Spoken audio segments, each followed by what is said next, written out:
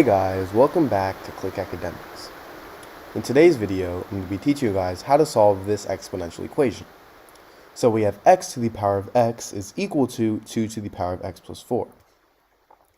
Now, if we have something in the form a to the power of m plus n, this can actually be written as a to the power of m times a to the power of n. So the exponents are essentially distributed to the base. So we're going to do what we did over here to 2 to the power of x plus 4. So this means that this would equal 2 to the power of x times 2 to the power of 4. And this is equal to x to the power of x. Now I'm going to divide both sides by 2 to the power of x.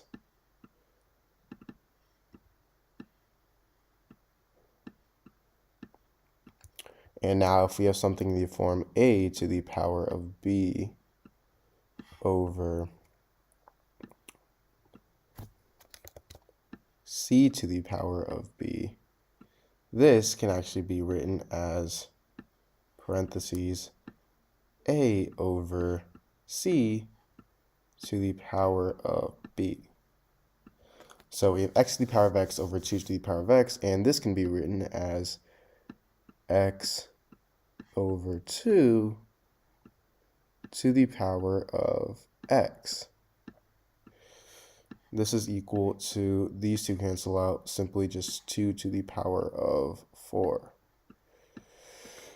Now I'm going to take the power of 1/2 on both sides.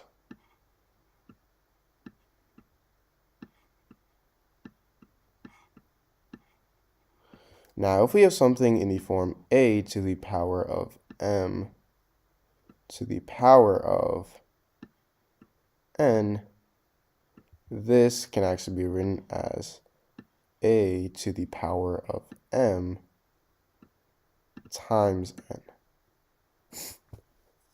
So this x over 2 to the power of x times 1/2, which is simply just x over 2. Now this is equal to 2 to the power of 4 times 1/2, which is just simply 2.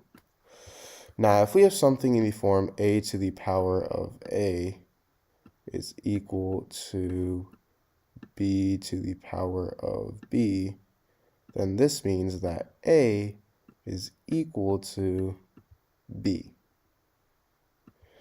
So this means that x over 2 is equal to 2. And I want to get rid of this, so I'm actually going to multiply both sides by 2. And I get these two cancel out. X is equal to 2 times 2 is 4. So this is our answer.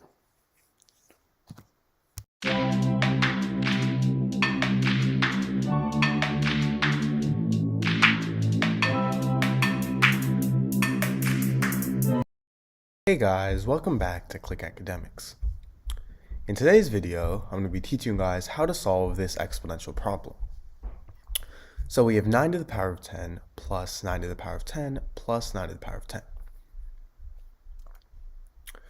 Now, if we have something in the form a to the power of m to the power of n, this can be written as a to the power of m times n.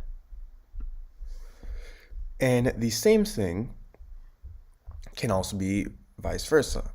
If we have something in the form a to the power of m times n, this can be written as a to the power of m to the power of n.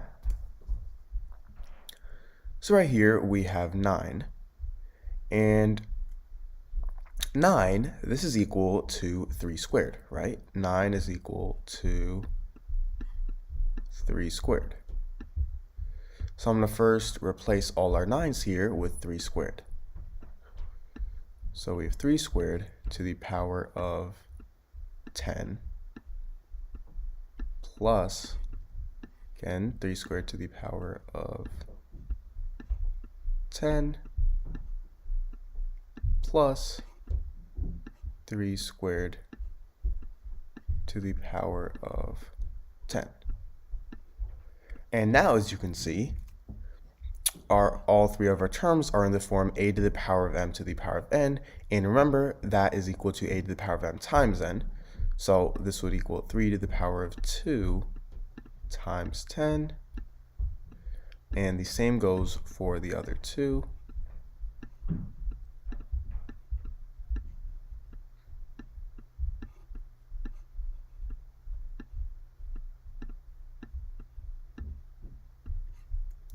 Now 2 times 10 is 20. So we have 3 to the power of 3 to the power of 20 plus 3 to the power of 20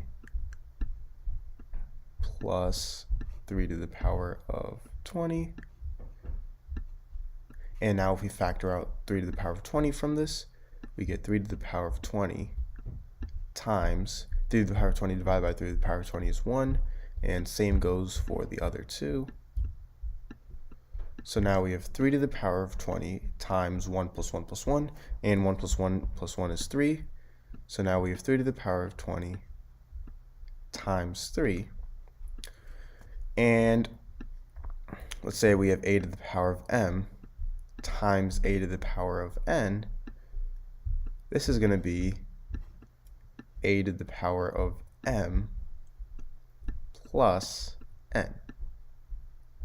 So 3 to the power of 20 times 3, well, 3 is the same thing as 3 to the power of 1. So this would be 3 to the power of 20 plus 1, which is 3 to the power of 21. So this is our answer.